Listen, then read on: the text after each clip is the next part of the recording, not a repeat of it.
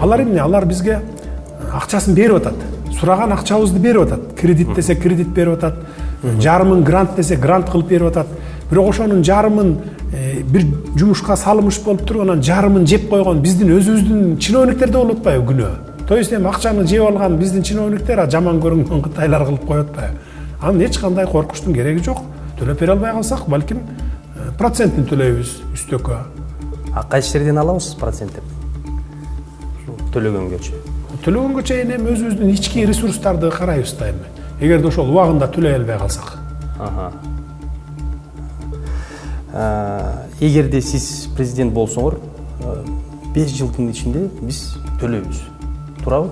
Кудай буйрса, ошо биринчи 5 жылдыкта биз сырткы карыздан кутулабыз. 2025 жылдын 31 декабрына карата Кыргызстандын мамлекеттик карызы 8 миллиард 920 миллион долларга барабар болгон. Эгер 8 миллиард 920 миллион долларды 7 миллион 400 миң адамга бөлсөңүз, ар бир жаранга болжол менен 1205 доллардан туура келет. Ал эми эгемендик алгандан бери кандай өскөн? 1991 жыл Кыргыз Республикасынын мамлекеттик карызы 4 миллион 970 миң доллар. Аскар Акаевдин башкаруусу 2005 жыл 1 миллиард 949 миллион доллар. Курманбек Бакиевдин башкаруусу 2010 жыл 2 миллиард 475 миллион доллар. Роза Отунбаеванын башкаруусу 2011 жыл 2 миллиард 802 миллион доллар. Алмазбек Атамбаевдин башкаруусу 2017 жыл 3 миллиард 742 миллион доллар. Сооронбай Жээнбековдун башкаруусу 2020 жыл 4 миллиард 217 миллион доллар.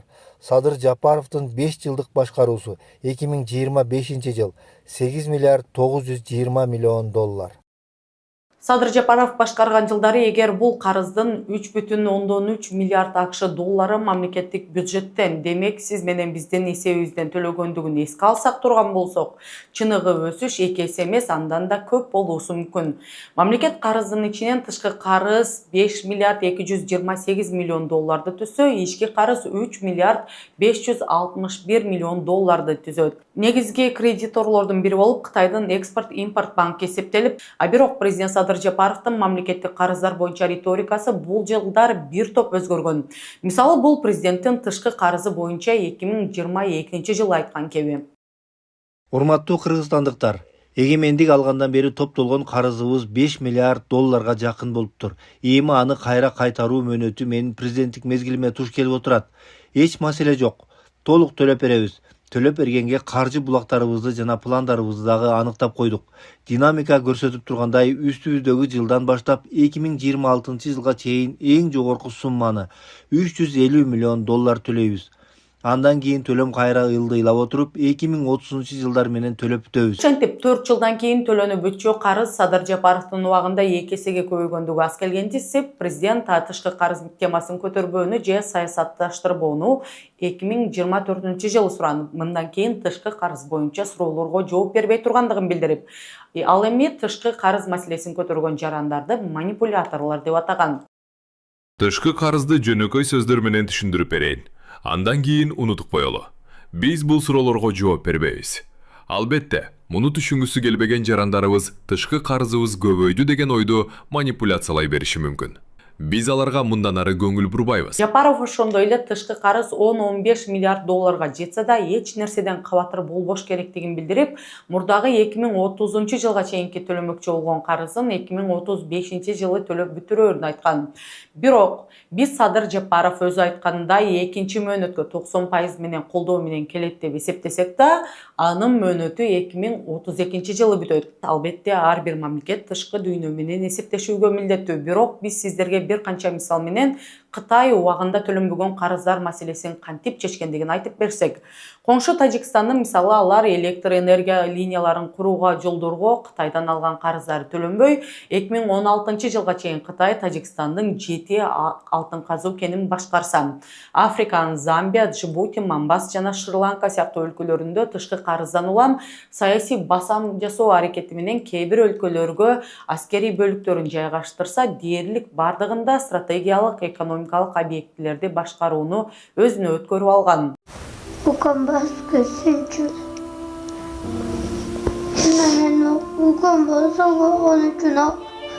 акча таппай атабыз.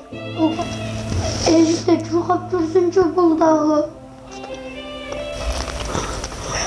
Ассаламу алейкум, урматтуу кыргыз эли, мен Кубанычбек кызы Кымбат. Мындан алдында сиздерден жардам сурап кайрылган элем. Уулум Мухаммад 5 жашта, азыр баса албайт. Ушу жол кырсыгынан улам ушундай абалга түшүп калган. Мындан алдын 3 жол операция болгон башында. Азыркы учурда башында аппарат менен жашап жатат. Сиздерден суранарым, ушу баламдын операциясына жардам берип кетиңиздерди өтүнөм. Берген жардамыңыздарды алып атабыз. Аллах разы болсун барыңыздардан. Көптү көрсө көл болот дейт. Ушу баламды басып кетүүсүнө себепкер болуңуздар. Балам да бутуна туруп, өз алдынча мектепке барып, өз алдынча ойношун каалайм. Мен баламды көрүп жүрөгүм ооруйт. Бизге азыркы учурда $45,000 акча каражаты керектөлүүдө. Бизде андай сумма жоктугунан улам аргасыздан кайрымдуу кыргыз эли менен жардам сурап кайрылып жатам. Бизге кайрымдуулук кылам деген инсандарга өзүмдүн атымда М-банк ачылган. 3197 Кымбат деп чыгат. Ошо Россия өлкөсүнөн котором дегендерге Сбербанк 3097 Нурбек деп чыгат. Ал дагы өзүмө караштуу. Аллах таалам баарыңыздардан разы болсун. Берген жардамыңыздарды алып жатабыз. Тинькофф жок. Кредит деп эле алып туруп, анан той өткөрүп ийгендер бар да. Той жасап ийгендер. Аны кредит ал деген алгандан кийин акча жасайт да, туйт. Анан процентин төг албай калса, анан чорнуйга киргизип коет экен дейсиң, эмне кылыш керек анан банк? Ме деп эле бесконечно бере берсе, банктар банкрот болуп калат да. Ал жагында ойлонушуңар керек да. Анан кредит алган киши биринчи пландаштырып алыш керек. Мен 1 миллион сом алсам, ушуну мен кантип күрүттетем, ошону айландырамын. Анан кантип могу процентин жабам, 18%, анан кантип өзүмө канча процент түшүрүп алам деп туруп, ошону алдын ала бизнес план түзүш керек. Мен мына мурдакы бизнесмен катары, 20 жыл бизнес менен жүргөн адам катары айтайын. Антпесең анан алып туруп, той өткөрүп коюп, анан убагы келгенде төг албай калбагандар эмне кыласың? Асмандан жаап келип, бирөө келип төгүп бербейт да сенин кредитиңди эле. Кредит алганда абайлаңыздар да. Бекер акчадай көрүп эле ала бербегиле. Анын кайра кайтаруучу мезгили болот, проценти деген болот. Бүтүн Кыргызстан Мадумаров. Урматтуу министрдин орун басары. Азыр ошол министр ушул жерде турду эле, өзү турса жакшы болмок. Биз өткөндө комитетте 1 эмес 2 жолку жыйында ушул суроону койгонбуз, азыр көтөрүлүп аткан маселе. Эмне үчүн банкка жөндөн-жөн, биз аны кайтарабыз кайра. Ошончо 1000 каражатты эмне үчүн банк жөн эле алып калып атат бизден деп. Биз Кыргызстанда болсо түшүнөт элек. Азыр өкмөт башчысы кетип калды, откат деген түшүнүктү пайда кылышкан булар. Татиков билет аны. Эмне үчүн берип атабыз биз аны?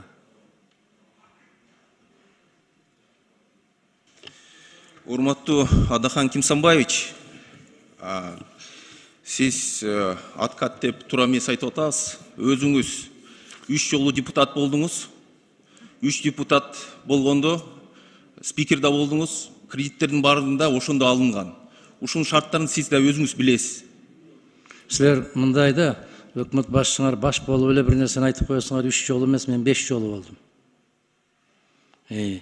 Анан кандай болуп, кандай шарттар менен каттоодон өтүп, кандай шарттар менен добуш бергенибизди дагы жакшы билебиз. Мондой нерсени ачыктан ачык жазып атканы биринчи жолу болуп атат. Мен өткөндө комитетте да сурадым мен силерден. Эмне үчүн ошол жалпы карыздын ичине кирип атабы, же силер түшүнүктүүрөөк болуш үчүн айтам, с вычетом этой суммы будем расплачиваться потом.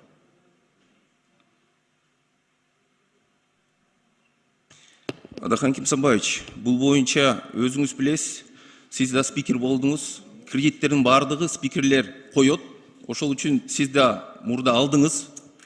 Мен түшүнбөй атам. Мен төө десем бей деп атасың да, айланайын.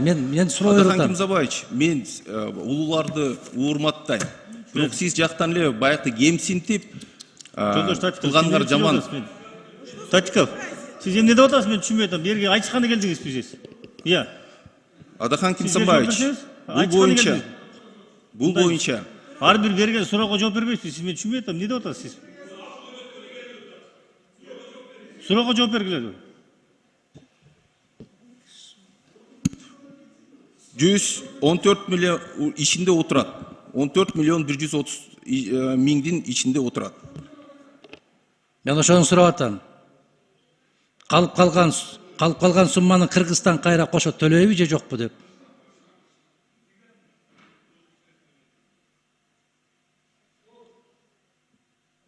Ким жооп бересиңер, жооп бербейсиңер? Сурооңузду кайталап койсоңуз.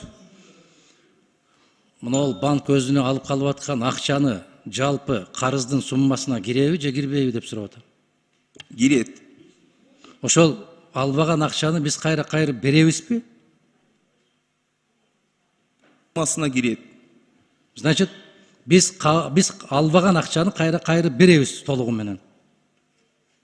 Шарты боюнча беребиз. Биринчиден ушундай. Жебеген самсага пул төлөйбүз деген маселе бул бир. Экинчиден, Руслан мырза, мен гаишник эмесмин, мага кыйкырбаңыз. Түшүндүңүзбү?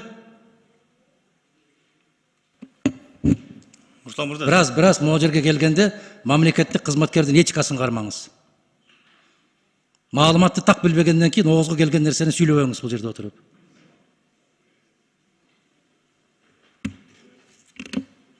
Алмаз Акынжанов каяка кетти? Алмаз Акынжанович, айтып койсоңуздар, бул туура эмес минтип келип алып. 5 жолу спикер болобу, 10 жолу болобу, бир чемтес биякта спикер жөнүндө сөз болуп атат. Өзү суроо бергенге жооп бербей.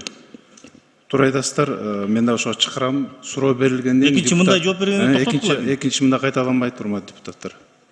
Депутат суроо берип атат, ошого жооп берип коюңуз, ошол эме. Ана комментарий кылып, анын кереги жок. Биз суроого так жооп беребиз. Анан кээ бирки суроолорго азыр Дастан Арсбекович да маселе койду. Экинчи окуга чейин толугу менен териштирип бардыкты кагаз жүзүнө берип коюңуздар. Рахмат. Ата кредитти колдоп бериңиздер.